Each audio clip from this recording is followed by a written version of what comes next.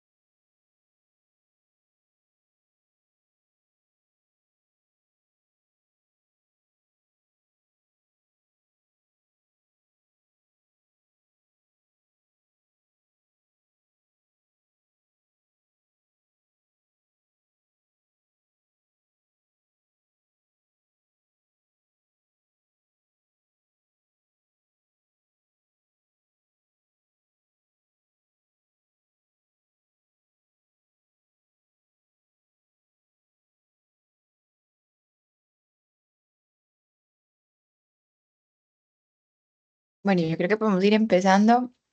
Bueno, mi nombre es Margarita, creo que ya me había presentado con todos ustedes. Soy residente de dermatología.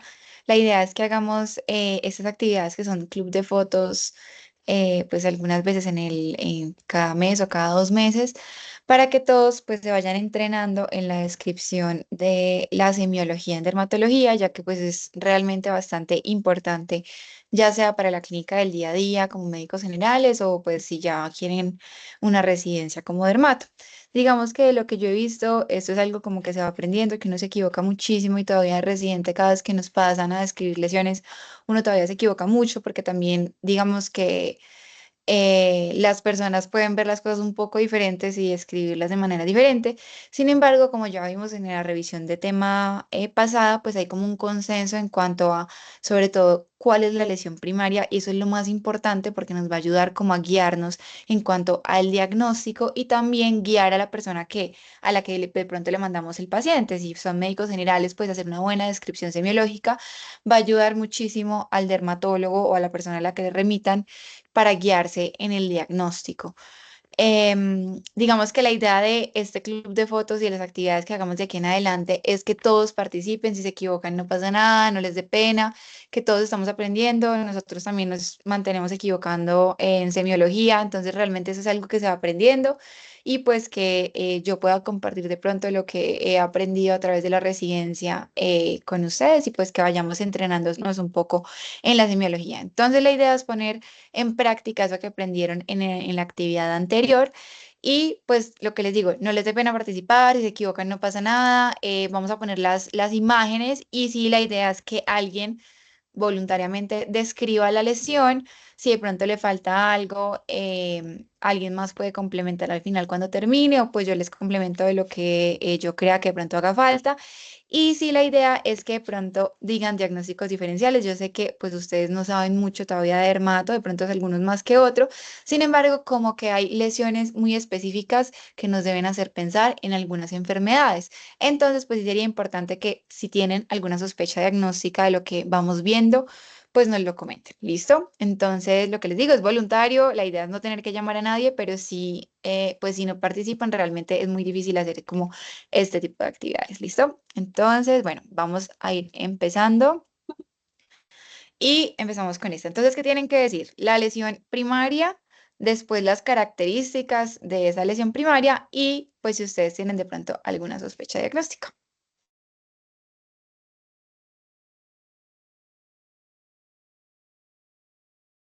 Se puede lanzar el que quiera sin pena.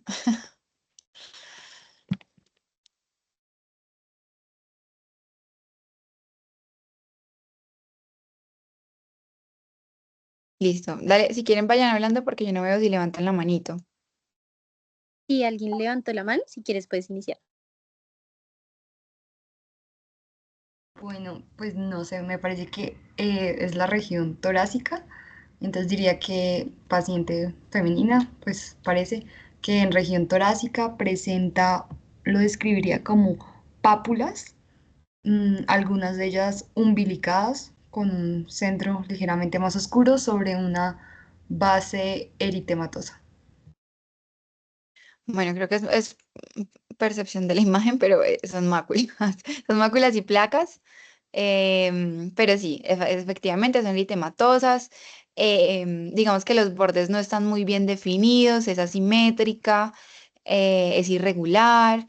Y bueno, digamos que el diagnóstico debe ser un eczema, pero no sé por qué en pantalla se está viendo como más brillante y lisa, pero sí se supone que es un eczema, pero entonces, bueno, ahí vemos máculas y algunas plaquitas eritematosas. Perfecto. Continuamos con esta.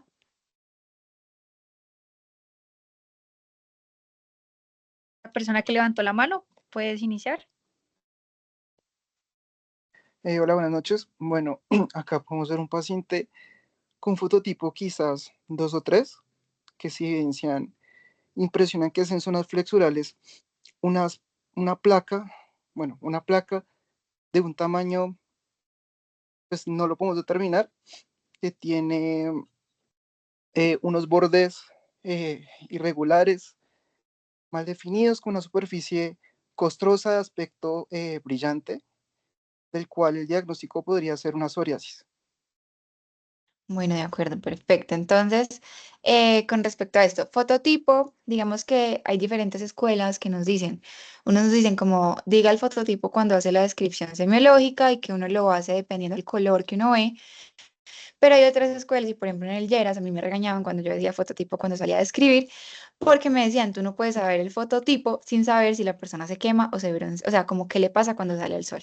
Entonces, digamos que para que sepan, no está mal decir el fototipo, realmente hay muchas escuelas como que nos exigen decir el fototipo, pero otras que dicen como, no, usted no puede decir el fototipo. Entonces, más es como generalidades para que lo tengan en cuenta. Ahí los bordes yo diría que están muy bien definidos. O sea, yo sé que pues no es como que uno pues sea como blanco y negro, pero definitivamente uno puede decir como hasta dónde va la lesión. Entonces eso es algo característico de la psoriasis, tal cual, esas son lesiones de psoriasis. Importante ahí que la escama es muy blanca y que es como plateada y muy gruesa, que hay diferentes tipos de escamas y esas escamas son importantes como para uno saber en qué diagnósticos pensar y podemos ver que hay unas zonas que pareciera que se le hubiera caído esa escama y que tiene como una costra eritematosa y eso también pues es importante en psoriasis porque como tal en la patología de la psoriasis pues hay una proliferación de los vasitos y por eso vemos diferentes signos eh, en el examen físico y entre esos pues es que cuando uno retira esa costra blanquita, digo, esa lámina de escama blanca, uno va a ver como ese sangrado superficial de la lesión y pues efectivamente está como en zonas extensoras, sobre todo pues la psoriasis vulgar y ya tenemos otros tipos de psoriasis. Sin embargo, pues esta lesión es muy clásica y ustedes se la tienen que guardar, mejor dicho, en la memoria de que esto uno pensar en una psoriasis. Claramente hay otro tipo de diagnósticos diferenciales, están todas las enfermedades verrucosas y todo, pero pues digamos que lo general y lo que uno sí o sí tiene que guardar en la mente es la psoriasis. Continuamos con esta.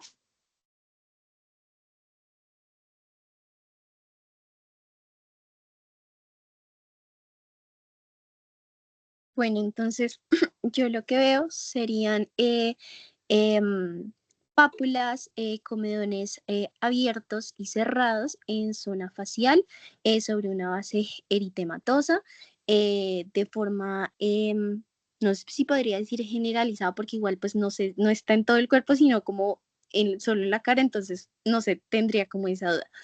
Em, y ya creo.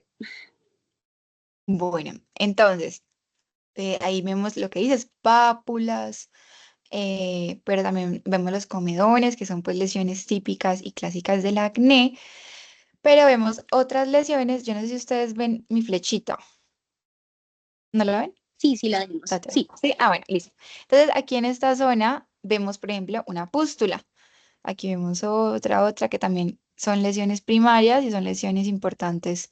Pues en el acné vemos los comedones cerrados, como tú dices, digamos que de pronto en la foto no son tan fáciles de ver, pero vemos algunos comedones cerrados y abiertos. Vemos, importante aquí, vemos nódulos y quistes. Estos nódulos quísticos es importante porque eso nos hace clasificar el acné como nódulo quístico. Y esto tiene una implicación muy importante y es que es un acné moderado a severo. Y eso significa que es un acné que deja cicatrices y podemos irnos a la frente, que creo que es donde más se le ven a este paciente, que tiene diferentes tipos de cicatrices. Entonces las cicatrices pueden ser, recuerden, hipertróficas, pueden ser atróficas, queloides. En este caso, y las más frecuentes que uno ve en acné son las atróficas, que podemos ver aquí mucho también como en la 100 que hay diferentes tipos de cicatrices atróficas en el acné, que son como en picahielo, en rolling, que son dependiendo pues a la magnitud o al tamaño como de la cicatriz, lo llamamos de manera diferente. Pero entonces aquí es importante que vemos diferentes lesiones primarias, que son las pápulas, las pústulas, los nódulos, los quistes, secundarias como las cicatrices. Y pues como sospecha diagnóstica, pues sería un acné nódulo quístico o incluso pues puede ser mayor, una un conglobata o algo así, dependiendo, digamos, que de la historia clínica del paciente. Ahí digamos que no sería generalizado, primero por lo que dices que no es en todo el cuerpo y segundo, miren que la nariz no está comprometida. Entonces, cuando uno está viendo pacientes de acné, es súper importante como especificar las zonas que están comprometidas, pues para ver en la evolución del paciente cuando le damos tratamiento, si es que mejoró, si es que nunca tuvo, pues en esa zona. Pero son áreas muy típicas, pues, de compromiso por acné. Muy bien. Listo, seguimos por acá. Discúlpame, Dime, tengo una claro. pregunta. Lo que pasa es que cuando yo estaba repasando, pues vi que los nódulos decían que era de 1 a 2 centímetros y no sé si por la foto yo pensé que eran más pequeños y por eso como que no me atreví a decir que pudiera ser ya nódulo quístico. Entonces no sé si Ajá. son como muy estrictos como en el tamaño para poder clasificarlo en nódulo o como por tal como la apariencia de que si es moderado a grave, yo ya lo puedo clasificar como nódulo quístico. No, ahí sería, uno, sí por el tamaño, que, o sea, 100% segura, estos de aquí son mayores de 1 centímetro. Pero más que por eso, digamos que de pronto también viene un poquito como en la experiencia como del examen físico, pero yo estoy segura que si yo palpo esto, es más profundo, o sea, incluso como que es más profundo hacia adentro, valga la redundancia, que hacia afuera. Eso significa que la lesión es bastante grande y sobre todo como infiltrada. Entonces yo ya sé que son nódulos. Digamos que yo siento que es un poquito más porque uno la palpación lo siente como hacia adentro, que uno dice esto no es una pápula, esto no está como solamente de manera superficial, sino que estoy segura que esto viene como adentro hacia la dermis. Entonces ahí es cuando yo digo esto es un nódulo y no solo pápulas. Pero sí creo que de pronto es Ah, ok, porque entiendo. estoy un poco sesgada por la palpación. Pero sí, como que uno esto seguramente lo vas a sentir más profundo de lo que ves. Y ahí pues uno dice, esto es un nódulo o pues un quiste en caso de que esto tenga como un contenido líquido. Pero sí, súper buena tu pregunta, muchas gracias. Dale, muchas gracias.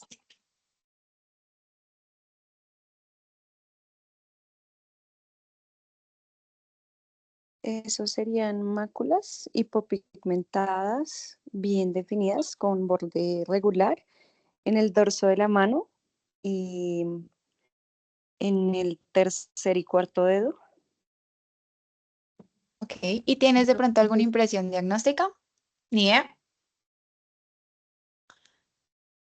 Si no, no pasa nada, Parece, si no, tranquila. Serían no sé, verrugas parece algo. virales. Ajá. Pero Bueno. son pápulas hiperqueratósicas. Exacto, entonces yo en esta diría son pápulas hiperqueratósicas.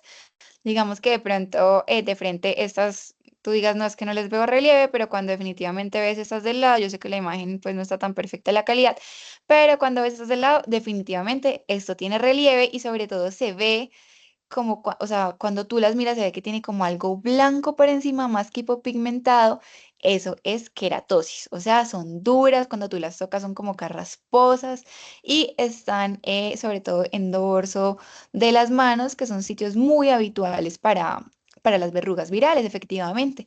Digamos que si uno viera esto, digamos que en vivo y en directo o con un dermatoscopio, es súper importante que uno vería unos puntitos rojos como si estuviera sangrando por dentro. Y esto hace parte como de la patogenia o como de los efectos que hace el virus directamente en la piel y hace como unos vasos em, que hacen ver como esos puntitos de necrosis cuando uno ve la lesión. Entonces, si uno toca esto y esto es duro, entonces son pápulas. Incluso recuerden que las pápulas van hasta 0,5 o hasta 1 centímetro, dependiendo de la escuela de donde ustedes la lean. Entonces, casi que estas que están confluyendo, uno podría decir que son placas y uno podría decir que es una placa dada por dos pápulas que confluyen. Por ejemplo, si uno quisiera como ser un poco más específico en la semiología, algunas tienen como un halo eritematoso, que uno también puede escribir eso, digamos que en esta patología pues no nos va a cambiar mucho el diagnóstico, pero sí es importante en otras patologías de pronto decir cómo está el fondo o la base de la lesión, y en este caso pues se ve un poco eritematosa. Perfecto, muchas gracias.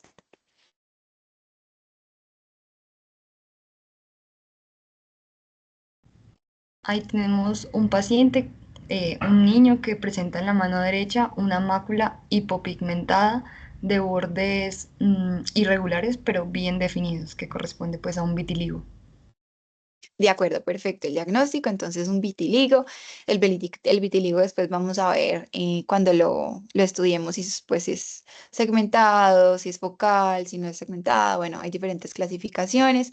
En este caso, efectivamente son máculas, que está el borde, aunque es bastante irregular, es muy bien definido y son máculas acrómicas. O sea, si ustedes ven esto con una luz de Wood, que es lo que utilizamos como en el diagnóstico de vitiligo, va a verse bastante, va a resaltar bastante el blanco porque no tiene nada de melanocitos. O sea, esto en una biopsia no tendría nada de melanocitos y pues es importante para hacer el diagnóstico. En vitiligo, que es importante decir cómo están los bordes de la lesión, porque cuando uno ve que los bordes están eritematosos, eso nos hace pensar que la lesión está activa. Entonces, bueno, en este caso no se ven tan eritematosos, pero sí es importante de pronto describirlo en el momento en que uno pues tiene un vitiligo, pero súper bien, perfecto.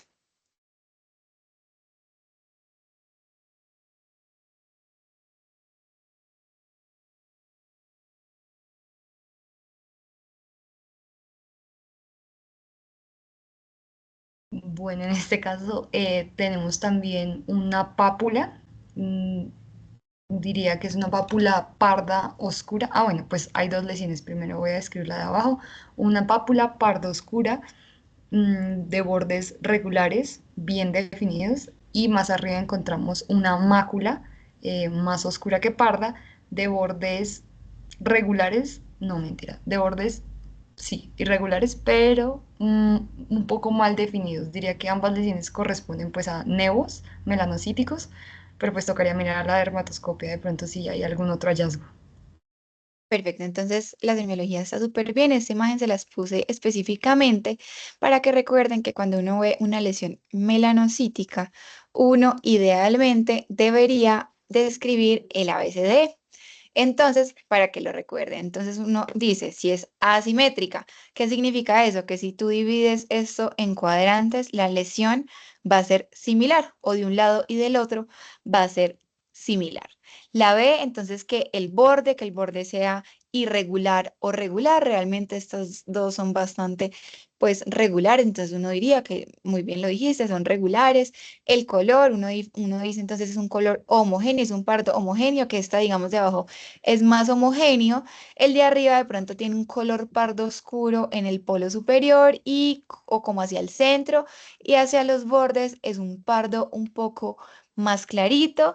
La D del diámetro que sea mayor a 6 milímetros y la D de evolución, que pues es así, es un poco preguntándosela al paciente sobre si le ha cambiado, pues si sangra, si tiene pues algún cambio específico. Pero entonces las dijiste todas, digamos que es un poquito más fácil pues uno acordarse el ABCD para que no se le quede ninguna, pero efectivamente, pues esas son todas y es una descripción que uno siempre debe hacer cuando uno ve una lesión melanocítica, por más que se vea así súper benigna, siempre hacerla porque pues uno no sabe si alguno de los puntajes le dé positivo. Listo, vamos con esta. Y bueno, creo que no sé, no estoy segura de la zona de la que estoy viendo. Es como Si escroto, si observan, no estoy mal. ok, entonces se observan múltiples vesículas en escroto de bordes regulares, de una superficie lisa brillante, eucrómicas y ya. Listo, entonces son vesículas, es importante que están agrupadas, que son de contenido claro y son pequeños, o sea, son vesículas, no son ampollas, porque recuerden que eso, digamos que es lo que nos diferencia, el tamaño. Ya en la parte patológica, pues tiene otras características, pero clínicamente diferenciamos vesícula de ampolla con el tamaño. Entonces son vesículas agrupadas. ¿Alguien tiene alguna sospecha diagnóstica para esto? Un herpes Un herpes genital. genital, doc. Perfecto, un herpes. Entonces, esa imagen también como médicos generales se la tienen que súper memorizar porque esto les va a llegar mucho y pues es súper importante no simplemente ponerles corticoides o pensar que es un eczema y ya, sino que inmediatamente el paciente pues debe empezar, ay, perdón, debe empezar su aciclovir lo más rápido posible, ya que tienen que ser en las primeras horas. Entonces, sí, un herpes, este herpes recuerden que puede ser en diferentes sitios, si es tipo 1 o tipo 2, que puede estar también en otros sitios del cuerpo, no solamente en boca y genitales, y pues es un herpes simple. Seguimos con esta.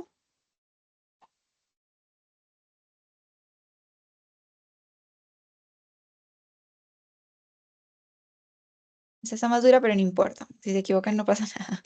Yo diría que Uy, son pues, ampollas de contenido sanguíneo, podría decirse, que son múltiples de bordes bien definidos, irregulares y eritematosas, eh, y como la puedo, parte superior.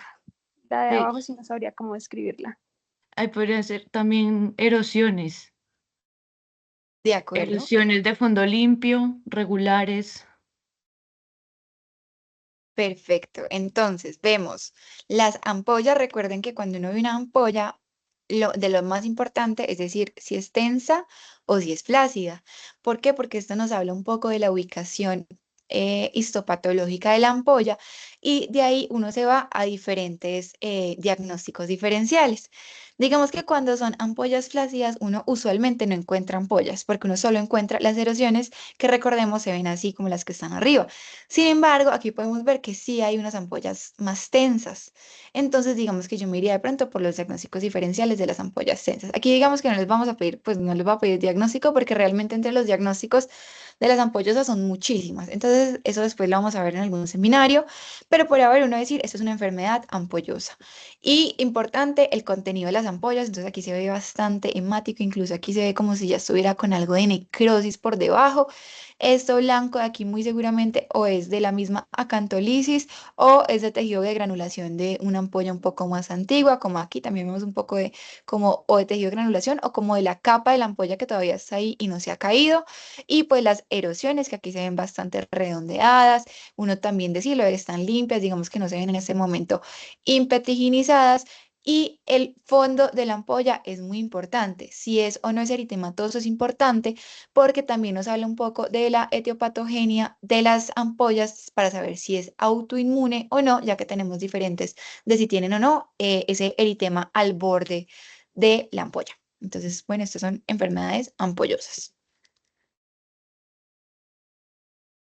Vamos con esta. Doc, yo tengo una duda de la Dime. anterior, Ujú. perdona. No te preocupes. Digamos, cuando la ampolla, qué pena el término, como que ya está estallado, ya se rompió, ¿se le dice erosión o hay algún término para decir que la ampolla Erosión. pues ya, listo, Erosión. O sea, está erosionada, digamos que aquí uno todavía ve como el techo de la ampolla, pero definitivamente siempre va a ser erosión. O sea, listo, está la ampolla flácida o puedes decir, si todavía está como tal la ampolla, pero tú la ves así como como arrugadita, blandita, pues, como arrugadita, dices que está la ampolla flácida, o sea, todavía estaría la ampolla, pero en este listo, caso, digamos que estaría más tensa. listo, mil Bueno, gracias. vamos con esta. Bueno, creo que acá serían numerosas pústulas de 1 a 3 milímetros de una base eritematosa. No sé la localización, no sé si de pronto Creo que sea es como en la cuello, como sien. sí, y no sé si de pronto puede ser por una psoriasis pustulosa. Bueno, muy bien, entonces efectivamente esto es, digamos, uno de los diferenciales, porque pues no estoy segura de qué es, pero digamos que es algo que uno tiene que pensar de una psoriasis pustulosa. ¿Por qué? Porque tiene esa base muy eritrodérmica, que recuerden que para uno decir que un paciente está eritrodérmico es más del 90% de la superficie corporal total en psoriasis. Hay en otras enfermedades, sobre todo como en los linfomas, como en la micosis fungoide, en el síndrome de Sézary, que uno baja ese porcentaje a un 80%. Sin embargo, en la mayoría, y digamos que teóricamente, eritrodermia en un paciente es un 90%. Y usualmente los pacientes con una psoriasis pustulosa los podemos encontrar en eritrodermia. La psoriasis pustulosa también la vamos a ver de pronto en un seminario más adelante, pero recordar que muchas de las veces que un paciente tiene una psoriasis pustulosa es porque a una psoriasis le pusieron corticoides sistémicos. Entonces, como médicos generales, súper importante, si tienen un paciente con una sospecha de psoriasis, por nada del mundo le vayan a dar un corticoide sistémico porque nos puede empeorar la psoriasis a una psoriasis eritrodérmica, pustulosa, y pues esto pone en riesgo la vida del paciente. Así que súper importante tener eso en cuenta. En cuanto a las pústulas, pues en este caso no son foliculares, pero también es importante cuando uno ve que la pústula se asocia a un folículo, o sea, sale directamente de un pelito, uno decir que la pústula es folicular, porque esto, digamos que nos va a orientar a una patología folicular, como son todas las foliculitis, pues allá hay uno, digamos que se va a los diferentes diagnósticos posibles, pero es importante porque eso ya como que nos saca a otro tipo de patologías. Entonces, decir si la pústula es o no folicular. Seguimos con este. Es una, es una placa eritematosa, edematosa, de bordes sobre una superficie también eritematosa y tiene como forma redondeada, bordes regulares y bien definidos. Bordes irregulares, perdón. Y de pronto te acuerdas específicamente, porque efectivamente es Es una como un placa abón, hematosa, exacto, es es un una abón. buena. Puede ser de una urticaria o de una reacción alérgica. Ok, perfecto. Entonces, esto es un abón y eso tampoco pues se les puede olvidar. Digamos que entre los abones, claramente la patología más importante va a ser urticaria y recuerden que para hacer urticaria normal, o sea, un abón común y corriente, tiene que durar menos de 24 horas y usualmente es pruriginoso.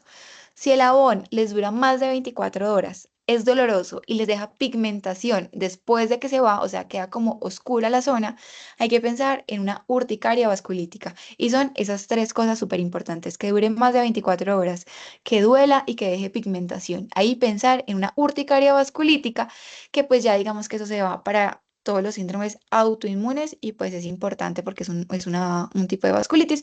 Entonces pues ya hay que hacer otro tipo como de manejo que no le va a funcionar con los antihistamínicos, ¿listo? Pero entonces súper importante los abones. Vamos con esta.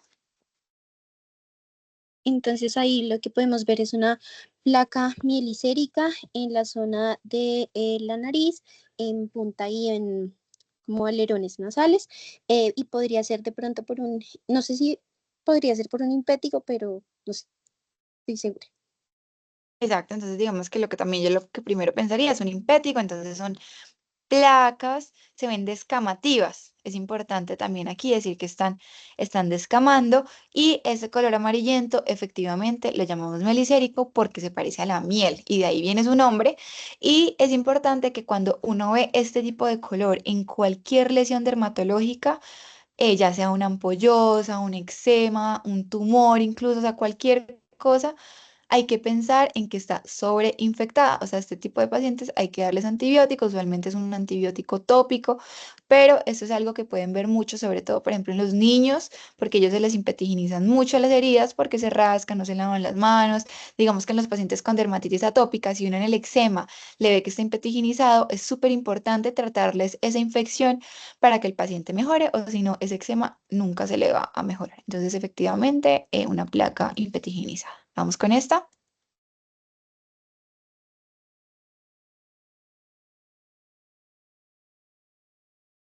vemos en el dorso, en la espalda, perdón, en la parte dorsal, creo que del miembro superior podría ser el derecho y en la espalda baja.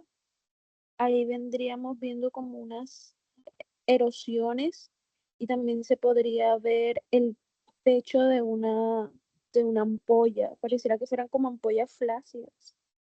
Efectivamente, entonces esta es la imagen típica de una enfermedad que nos dé ampollas flácidas. Digamos que esto puede ser por los pénfrigos que nos dan ampollas flácidas, nos pueden dar por una toxicodermia que nos dé ampollas, realmente puede ser por muchas causas, hay muchas causas de ampollas flácidas, pero lo que yo les decía, es muy raro ver una ampolla, o sea, uno ve eso en las erosiones de lo que quedó, porque ellos fácilmente con cualquier movimiento, con la camilla, con la sábana, se le rompen las ampollas y casi uno nunca ve una ampolla. Digamos que de pronto está aquí arriba, se acabó de romper y todavía no se le ha quitado como el techo de la ampolla y por eso se ve más blanca, pero definitivamente lo que uno ve son erosiones y sobre todo como en esas zonas de presión, que es donde el paciente pues más está friccionando. Vamos con esta. Ahí se podría decir que también presenta un poquito de dermatitis como ocre o cuál sería el término para describir como esa Esa base. parte. Pues Sí, sí. digamos que yo me iría más como por hiperpigmentación postinflamatoria. Yo creo que aquí muy seguramente ha tenido ampollas y a medida que van haciendo su resolución, les va quedando el pigmento. O digamos que en espalda, pues están como todas las pigmentaciones por, ahí se me fue el nombre, porque como uno mantiene como recostado contra la espalda con la presión, eso hace también una pigmentación postinflamatoria. ¿Listo? Listo. Entonces, Ya. pero pareciera más como de postinflamatoria. Una Ah, pregunta, dime. bueno, creo que estaría relacionada con la siguiente. Yo ya podría decir que en estas podría haber una ulceración. Exacto, Y entonces aquí ya vamos para una úlcera. Si quieres, ayúdame con esta, con la listo. semiología. Entonces vemos una úlcera de gran tamaño, más o menos creería que unos 8 centímetros por 4. La vemos en el tercio inferior de la extremidad, de base. mm, no estaría segura la base porque sé que no tiene fondo limpio, entonces no sé cómo decirlo. Y de bordes definidos, va a ser eritematosa y de pronto un contenido serohemático. Ok, entonces, importante, exacto, con la úlcera. Ustedes verán si quieren empezar de adentro hacia afuera o de afuera hacia adentro. En este caso, tú empezaste de adentro hacia afuera. Entonces, digamos que lo blanco que vemos aquí, yo diría que es tejido de granulación. Entonces, uno ve que está lleno, lleno, lleno de tejido de granulación y que el fondo es bastante, bastante como eritematoso, incluso violáceo. Súper importante en esta úlcera. O bueno, aquí no podemos verlo, pero importante uno decir, por ejemplo, el olor de la úlcera o si tiene secreción. Esta no pareciera tener como una secreción activa porque uno le ve literalmente el chorro, aunque aquí se ve un poquito como de unas gotas de agua, no sé si serán de la ampolla. Se ve un poco húmeda, pero no está como tal drenando la úlcera. Y súper importante, el borde. El borde de la lesión nos va a hablar mucho sobre qué diagnósticos son. Este borde lo vemos así súper grueso, casi violáceo. Aquí miren cómo se ve como de infiltrado. Y este borde, que no se les olvide, es absolutamente como concluyente de un pioderma gangrenoso. ¿Listo? Entonces, un pioderma gangrenoso es un tipo de úlcera que es por una enfermedad como tal autoinmune, es una patología de descarte, realmente esto es cero que es frecuente, tiene unos criterios de clasificación y tiene estas úlceras satélites que son, uno tiene que describir también cómo está la piel alrededor de la úlcera, porque por ejemplo, esta piel se ve muy bonita, lo que me refiero es que esta piel no pareciera que tuviera una insuficiencia vascular. Cuando digamos uno tiene una piel, una pierna con las varices, con una pigmentación de la dermatitis ocre, como lo decíamos ahorita, con la pérdida de anexos, con la forma de la botella invertida, pues uno dice, es posible que esta úlcera sea por una alteración vascular, que uno ya ahí se va, pues dependiendo de la clínica, si por ejemplo es una alteración vascular venosa o arterial, eh, y pues ya digamos que esas son algunas cosas clínicas específicas que uno ve, pero en este caso quería traerles estas porque quería darles la importancia a ese borde que uno debe describir en las lesiones cuando uno tiene una úlcera. Vamos con este.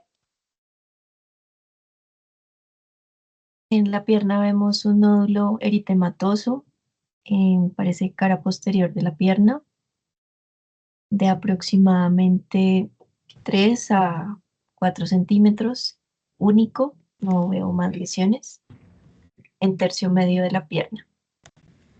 Perfecto, digamos que ahí lo hiciste súper bien porque te diste cuenta que era un nódulo. Y no, pues digamos que lo que yo decía, de pronto ahorita uno está un poco sesgado por la clínica, pero uno como que ya con ver la foto uno se imagina que esto no es superficial, o sea, esto se ve profundo, esto se ve que le duele bastante a la paciente y que como que tú cuando le hagas el examen físico no simplemente lo vas a palpar, sino que si tú lo coges, casi que lo puedes coger entre los dedos. Digamos que aquí pues hay muchos diagnósticos diferenciales, bastantes. ¿Nodoso? eh, digamos que, exacto, el más frecuente sería un eritema nodoso, sobre todo si es una mujer. Y pues digamos que es una patología relativamente benigna, se puede asociar con otras patologías sistémicas, pero es digamos que relativamente frecuente verla en mujeres jóvenes y súper importante decir que es un nódulo y que tiene ese proceso que se ve como que tiene un proceso inflamatorio alrededor, como una placa o una mácula inflamatoria edematosa alrededor, ahí ya depende pues de si se palpa o no, pero sí, súper importante, súper bien. Vamos con este.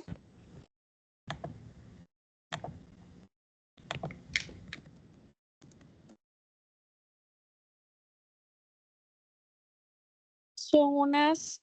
Una placa arciforme.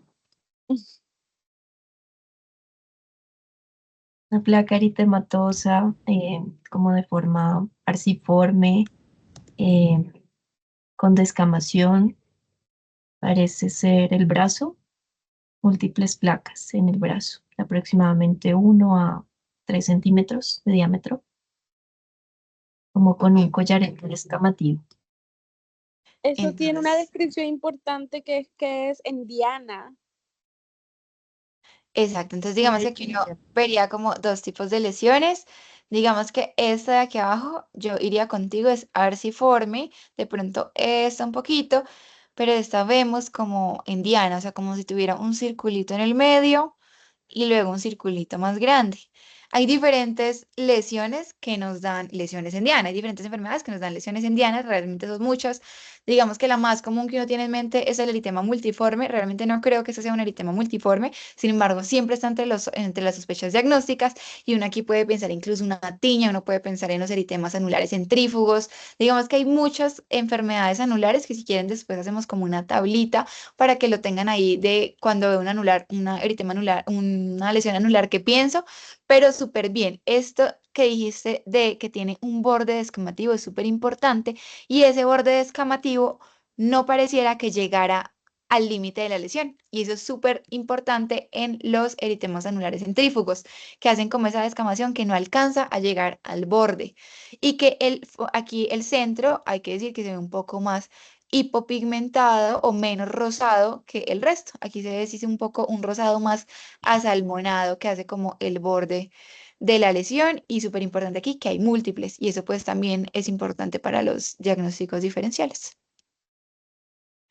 Vamos con esta.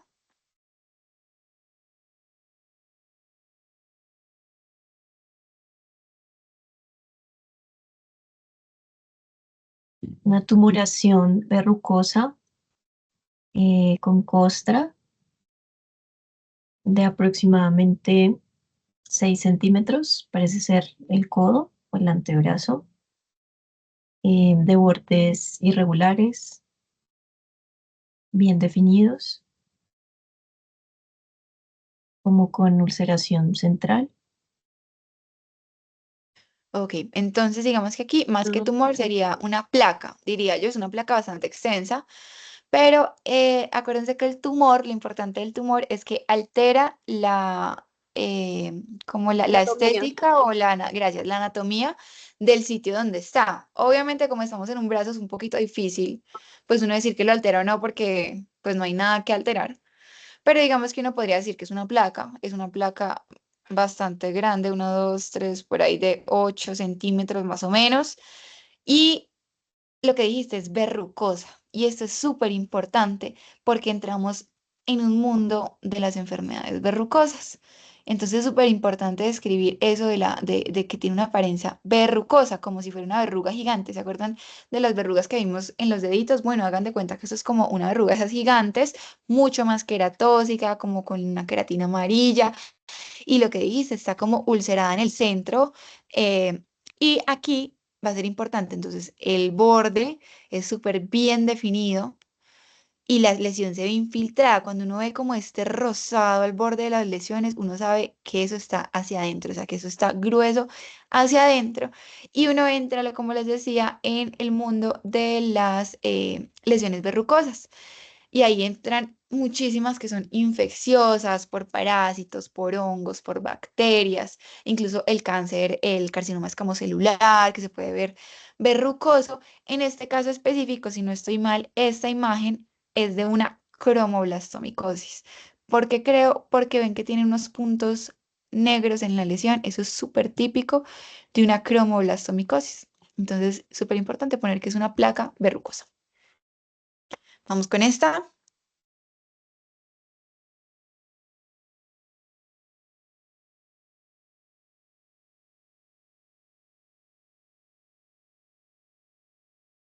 Una placa Ay, la- eritematoviolacea. Múltiples lesiones vasculares que confluyen formando una placa eritematoviolacea. Listo, perfecto. Entonces, exacto, si uno le dijera como en la semiología normal, uno dice, eso son placas o máculas, digamos que ahí es un poquito difícil no saberlo. Ahí es importante lo de la digitopresión para saber Exacto. si es vascular Entonces, o no. entonces digamos que esto muy seguramente no desaparece a la digitopresión. Entonces uno se va a la semiología vascular. Eso es una púrpura palpable. Sí, seguramente si ustedes pasan el dedito suavecito por encima, ustedes van a sentir que hay un cambio de relieve cuando ustedes llegan a la parte rosadita. Entonces uno ya no diría, estos son máculas o pápulas eritematoviolacea, sino que uno dice, tiene una púrpura palpable. ¿Por qué? Porque seguramente esto no va a desaparecer cuando uno le hace la digitopresión, no desaparece. Y esto significa que nos habla de que es de origen vascular. Las piernas es lo más frecuente que nosotros encontremos comprometidos como por las vasculitis. Digamos que aquí uno ya tendría que verse una vasculitis o una vasculopatía.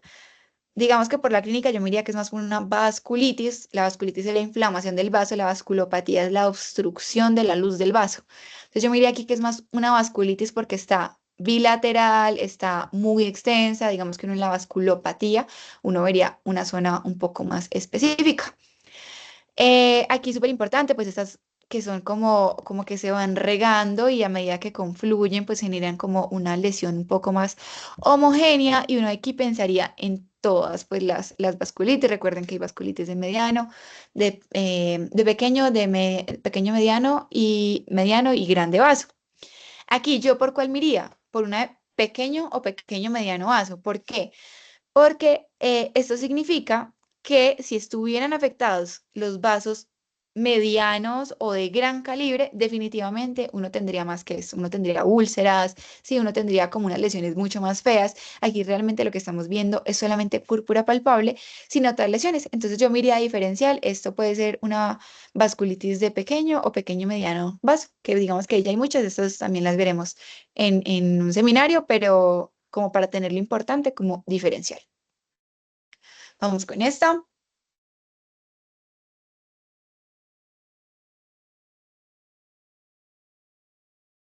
Bueno, esta está un poquito Me más parece dura. que es una placa eritematosa parda, que si no estoy mal podría ser como una morfea, pero entonces debe tener algún tipo de depresión en la piel.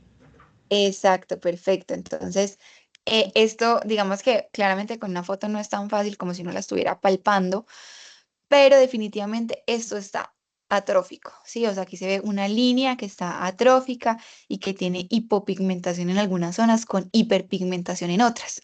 Esto es una morfea súper clara. Recuerden que también las morfeas tienen diferentes clasificaciones, se pueden ver diferentes, pero digamos que esta es como la que uno más frecuentemente ve. Y pues no se les puede olvidar, también súper importante palpar las lesiones porque uno solo con verlas a veces no se da cuenta de que tiene esa atrofia. Seguramente esto en vivo y en directo se va a ver brillante porque la atrofia pues nos causa un poco de esa brillantez cuando la vemos. Vamos con esta. En el cuero cabelludo vemos unas placas alopécicas en formas redondeadas. Está en la región parieto-occipital y de diferentes tamaños. La mayor podría ser como de 4 y la menor como de 2 centímetros. Ok, Ahí sí, tienes- ahí nos faltaría pues ver si está toda alopécica o si tiene uno que otro pelito por ahí, pero no se alcanzaría a ver. ok. ¿Y tienes alguna Y el sospecha diagnóstica? diagnóstico, una alopecia areata. De acuerdo, entonces súper clásico esto de alopecia areata, que son como esas, el paciente siempre llega diciendo como, no, doctora, es que tengo unas moneditas como en el pelo. Lo mismo, en cuanto a escuelas dermatológicas, hay unas que te van a decir, di placa alopécica, otras van a decir, no digas placa, que eso no es una placa, di área alopécica. ¿Listo? Entonces, Ok. pues para que tengan eso en cuenta, realmente eso es puro como de escuelas, no es realmente que haya algo no definido, más es porque me ha pasado a mí como que me han regañado por una o la otra cosa, entonces, o bueno, más que regañado, como corregido. Entonces, pues por eso como que se los comento para que sepan y luego no, pues si les dicen algo, como que sepan que es que están las dos formas de decirlo.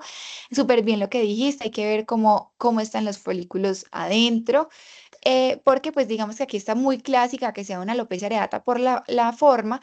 Sin embargo, uno tiene que ver si hay descamación alrededor de los pelitos. Claramente en esta foto pues no se ve, pero uno tiene que ver idealmente pues con un dermatoscopio, pero si no intentar ver, digamos así con el ojito, si hay descamación perifolicular o si hay eritema folicular, porque eso nos habla de que hay un proceso inflamatorio folicular diferente a la alopecia areata. En la alopecia areata, que es súper frecuente ver puntos amarillos, ¿listo? Porque es porque se obstruye como la glandulita sebácea y se queda ahí y se ven puntos amarillos y eso es súper frecuente de la alopecia areata. También ver si hacer un pull test del alrededor de los pelitos para ver si hay pull test positivo, que recuerden que es como intentar arrancar los pelitos, a ver si se sueltan, porque esto nos habla de actividad, ¿sí? Si uno pone que todavía hay pull test positivo alrededor de la placa, digamos que la placa no está estable, hay que seguir haciendo manejo. Y la poliosis, que son los puntos, los pelitos blancos, también es importante, porque los pelitos blancos es muchas veces como primero salen los pelitos que se están recuperando. Sin embargo, si uno ve que alrededor también están saliendo blanquitos, lo mismo, es un signo de actividad. Vamos por esta.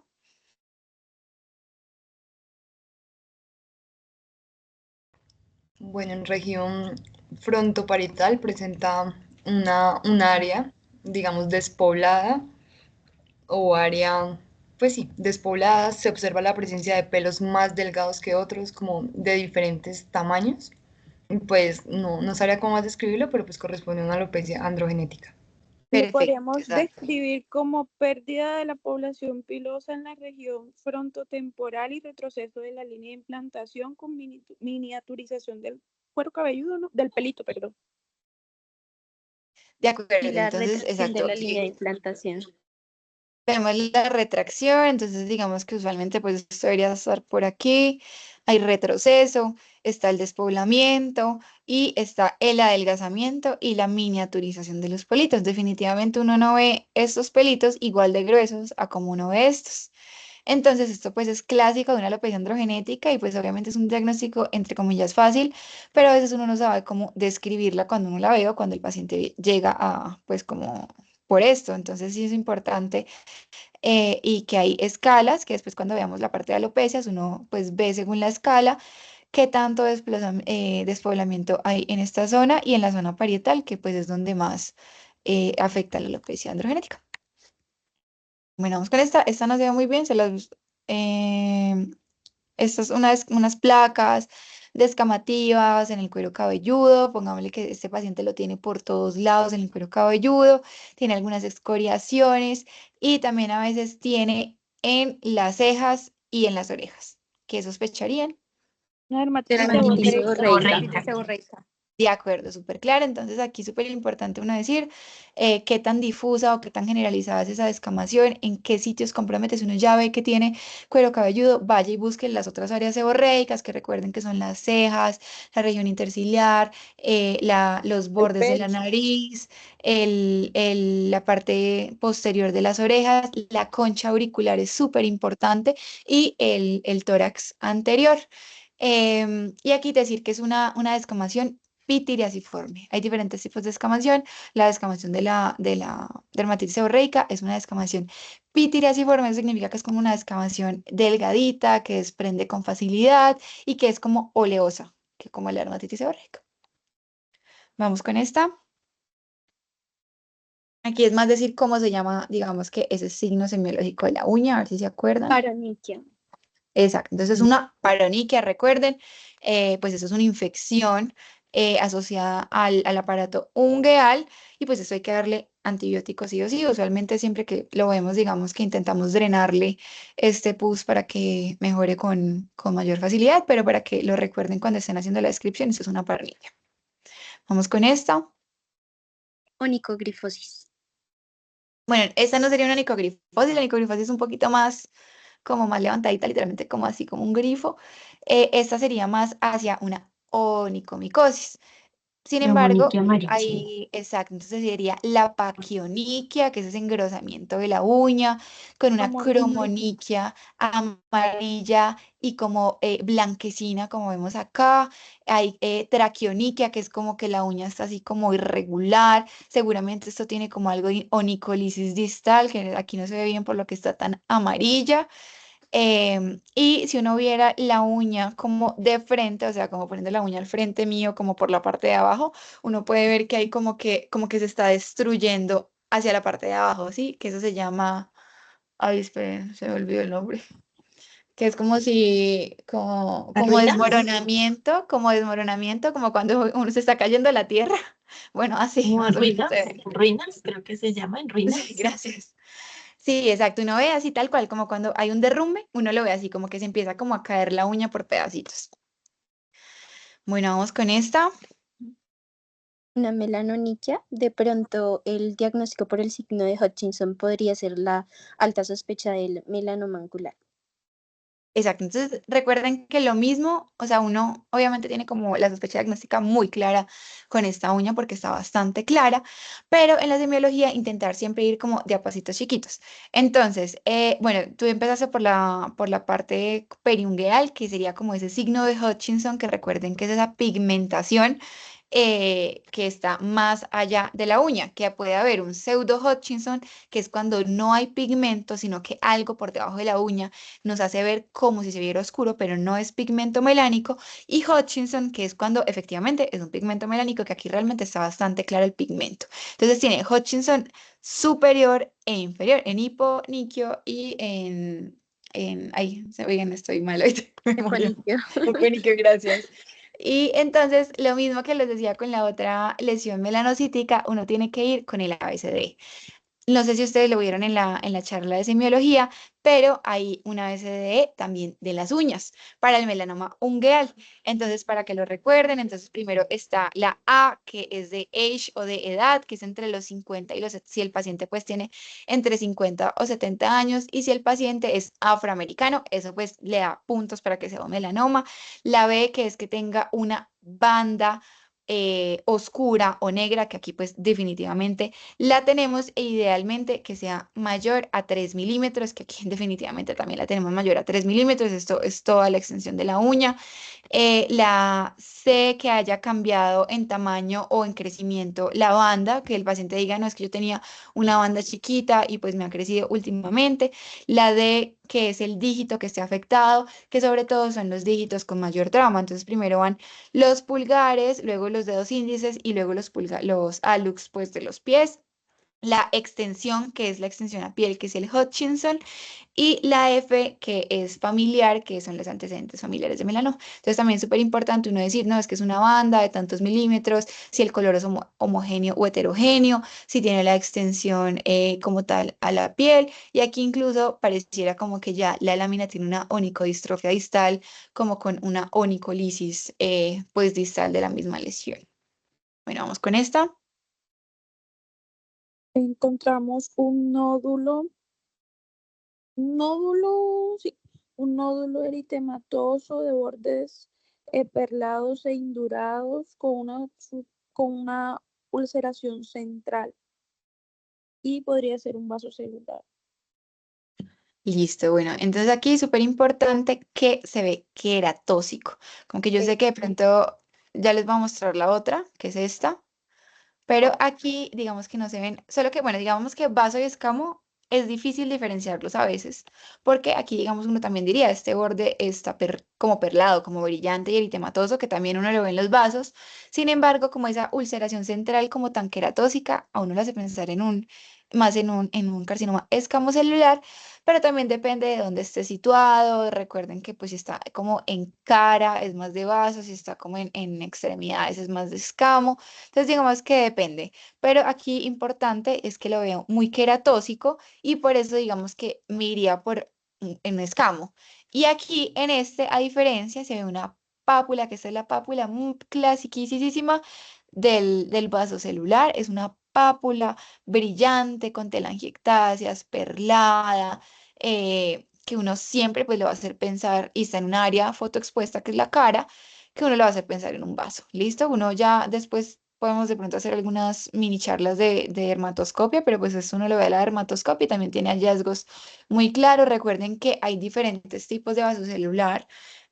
Puede ser pigmentado, puede ser superficial, puede ser morfeiforme, que es como una cicatriz.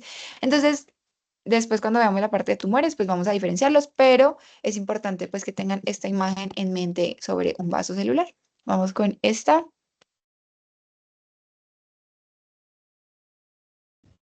Una placa en región cigomática izquierda de bordes regulares.